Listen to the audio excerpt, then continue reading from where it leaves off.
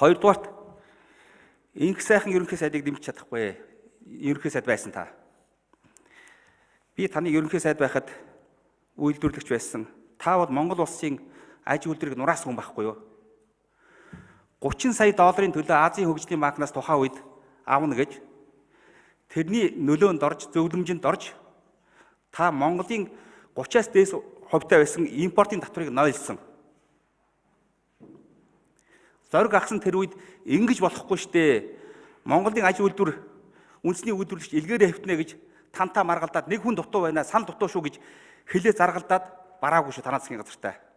Би тэр үед та эдийн засагч зориг гишүүн философч тэгтээ та хоёрын улс орны хөгжлөө авч явах алсын харааны тусгал зөрүүтэй байна гэж ажиглаж ирсэн. Тэр цагаас хойш тэр цаг бол үнэхээр Монголын аж ахуйн нэгж Монголын үйлдвэрлэгч хүн дээр туссан.